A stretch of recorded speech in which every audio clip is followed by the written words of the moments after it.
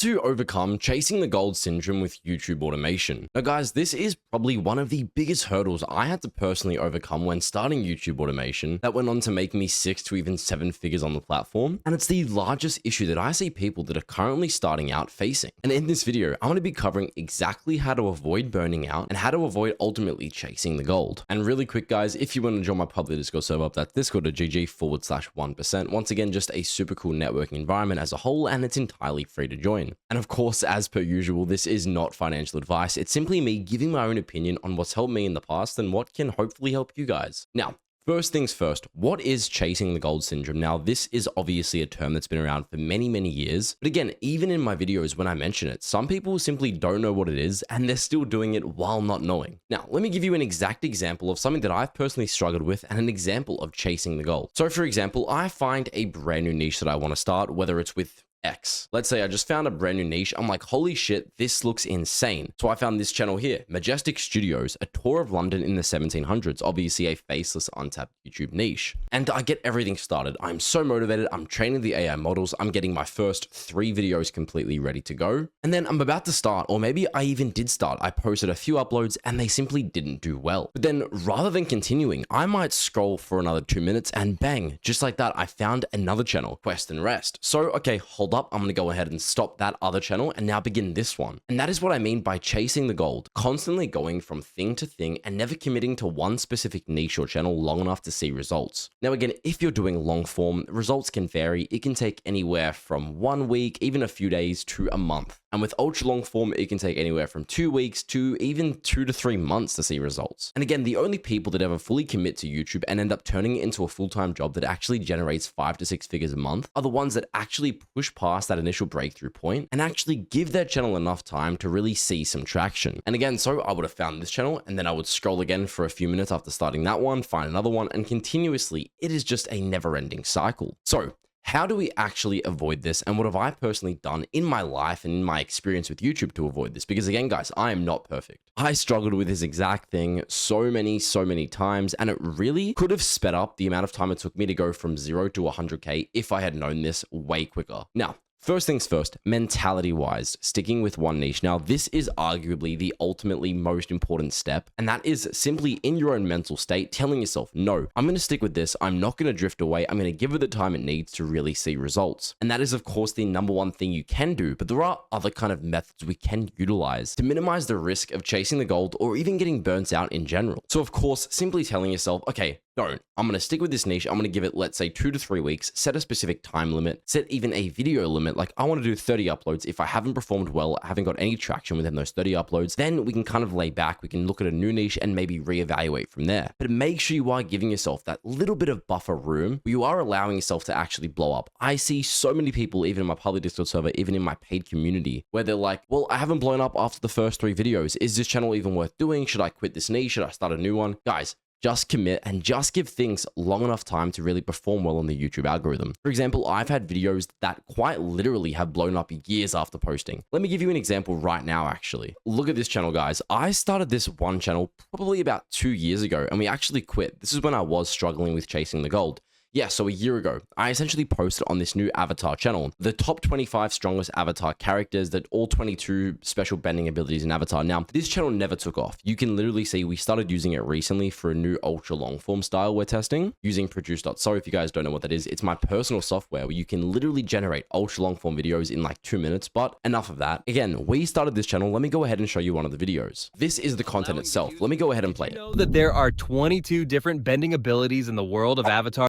So really high quality Avatar: The Last Airbender videos, but the problem was we didn't see any results for the first 2 videos, and these videos were kind of high effort to make. But again, if we go ahead and look at the analytics now on this one channel, just recently it started blowing up 2 years later. And I can literally go to the lifetime graph since published, and you guys will see it was completely dead for the first year, and then very recently, a couple weeks ago, just started skyrocketing. And this is an exact example of how insane, if you really just give YouTube channels time, can actually combine. Like, look at this. The AVD was amazing. 5 minutes on a 13-minute video. That is insane. The graph is obviously amazing as well. But again, we quit this channel way too soon to actually see results. And that was the biggest issue we made with this one channel. And again, it took this long because we literally just didn't post anything else and just let it sit there. But had we have consistently posted, this channel would have blown up years ago and it would have gone on to make quite a bit of money. Next thing, and this is what I've personally done going forward with all of my channels, and this is probably the biggest saver that's kind of saved me and got so many channels to 10K a month, and that is scheduling ahead. Now, when I first started a channel and when you guys first started a channel, I'm sure you've had this same problem where you're so motivated in the first couple days, you're grinding out scripts, you're grinding out thumbnails, you're getting the whole channel ready to go, you're doing ideation, thumbnail design,